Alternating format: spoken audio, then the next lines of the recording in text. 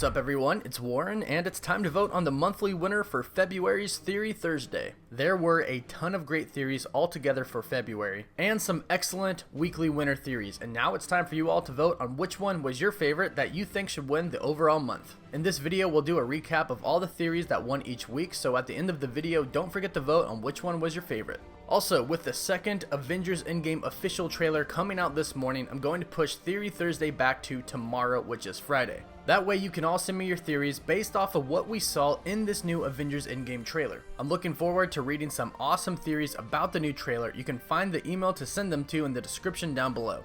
Alright, let's do a recap of each weekly winner for February. Theory number 2 comes from SPILMEN. He's a teacher and he has a theory on what he believes could be key footage for Avengers Endgame. John thinks that footage for Avengers Endgame could have actually been shown in the Avengers Infinity War trailers that we saw.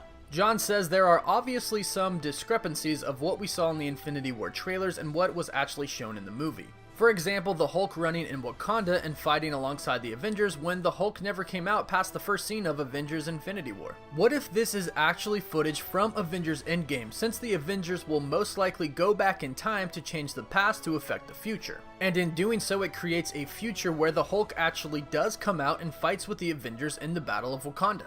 John says that another interesting example is the Infinity Stones missing from Thanos' gauntlet while grappling with Captain America in the Avengers Infinity War trailer. There were Infinity Stones missing from the gauntlet in the trailer, but in the movie they were all there. What if this is a Thanos who never found those particular Infinity Stones because the Avengers were able to acquire them before he did? Again, going into the past to change the events of the future. This could be something very clever done by the Russo brothers if this is in fact the case. Instead of putting what we thought were fake scenes in the Infinity War trailer, they actually put scenes from Avengers Endgame in there. Clues hidden in plain sight. This is definitely possible, and I wouldn't put it past the Russo brothers. The Russo brothers are some very sneaky guys, and I mean that in a very good way. I can definitely see the Avengers going back in time, altering the past to change the future, and us seeing the Hulk run with the rest of the Avengers in Wakanda in a final battle in Avengers Endgame. So I definitely think this theory is interesting and has a lot of merit to it.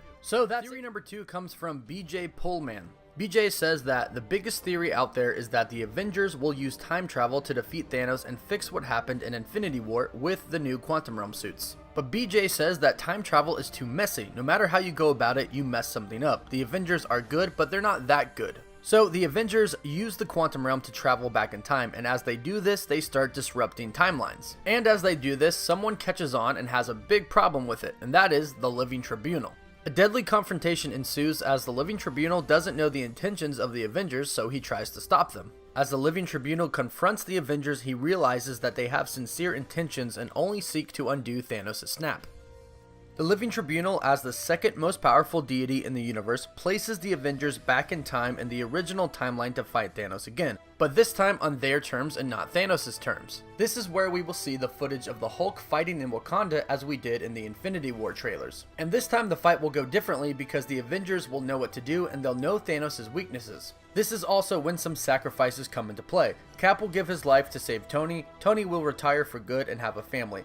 Thor and Captain Marvel will lead the charge in Phase 4 as the cosmic main heroes. There's definitely a precedence for the Living Tribunal to show up in Avengers Endgame. The Living Tribunal's purpose is to judge and make sure the universe maintains balance. And if the Avengers start time traveling and start messing up different timelines, the Living Tribunal may step in. And it would make sense that he would want to help the Avengers undo Thanos' snap because that would bring balance back to the universe. And we know that the Living Tribunal exists in the MCU because he was mentioned in Doctor Strange. Theory number 2 comes from Jost, and Aiden has a theory about how Avengers Endgame is going to go down. Aiden's theory states that the movie opens on Ant-Man in the quantum realm fumbling with a quantum particle container. It slips from his hands and falls into a time vortex. Scott reaches in and tries to grab it, but it's already gone. Scott then decides that he wants to get the heck out of the quantum realm and puts a blue disc in his generator, growing back to normal size. As he grows back, the Pym's family ashes are flying away, but he doesn't even notice them. He goes and he looks for his family, but he can't find them anywhere, so he goes to the Avengers facility where Natasha and Steve tell him everything about the decimation. Fast forward a little bit into the movie, Tony, Nebula, and Captain Marvel arrive and Ant-Man tells them all about the time vortex. And they quickly come up with a plan to stop Thanos from gathering all of the Infinity Stones. Scott tells them that they need special suits to go inside of the quantum realm, so Tony gets working with Bruce, Nebula, and Scott to make the suits while Captain Marvel goes and searches for Nick Fury but has no luck. She does, however, find his pager and realizes that he has been turned to dust and heads back to the Avengers facility. The Avengers put on their new suits and travel down inside of the quantum realm and go back to the decimation of Xandar. They fail to stop him from getting the Power Stone. They do, however, stop him from completely destroying the planet. But in the process, a Nova officer gets killed, Officer Alexander, and before he dies, his final request was to have his son take his place as Nova. Ultimately, the Avengers will stop Thanos from getting the Time, Soul, and Reality Stones, but will fail to stop him from getting the Space and the Power Stone. They go to Wakanda for a final showdown, and the shot of the Avengers running together in Wakanda from the Infinity War trailer is real. They end up defeating Thanos, but Captain America and Bucky end up getting seriously injured and are both about to die. But just then, the quantum healing container shows up and Steve wants Bucky to take it, saying, "You're the new Captain America," and then Steve Rogers dies. Tony Stark then goes to the cliff where Killmonger died and he watches the sunset on a grateful universe. Aiden then says the end credit scene will show Kang the Conqueror in the Quantum City, watching the Avengers discover the time vortex, smiling all the while. There are a lot of things in this theory that make a lot of sense and I think some people forget about. The decimation of Xandar being a big one. I personally think that they didn't show the decimation of Xandar in Infinity War because we're going to see it in Endgame. And a lot of people think that Ant-Man is just going to jump inside of a time vortex right away to get out, but he could probably get out the same way he got out in the first Ant-Man movie. But I do think he will see a time vortex and will ultimately tell the Avengers about it. And Bucky Barnes will most likely be the next Captain America. It happens in the comics and he is a super soldier and he is Captain America's best friend. Our final theory comes from Leonardo, who has a theory about how the beginning of Avengers Endgame could play out. Tony and Nebula are on the Benatar and they're heading for Earth. They're fine for a few days until Tony's food and water runs out. Right when he is about to run out of oxygen, an escape pod from the Statesman shows up with some of the Asgardians on it, along with some of the Sakarans. They get on the ship with the rest of the Asgardians and the Sakarans and head back to Earth with them, and they go to Norway where Odin died. Eventually, Thor and Rocket find out that Tony Stark is back on Earth and they go to Norway. Meanwhile, Tony and Nebula are in a nearby shed making a new Iron Man suit out of Tony's helmet and some scraps that were lying around in the shed and on the Benatar. Thor reunites with Valkyrie, and Rocket sees the shed in the nearby distance and goes and decides to check it out.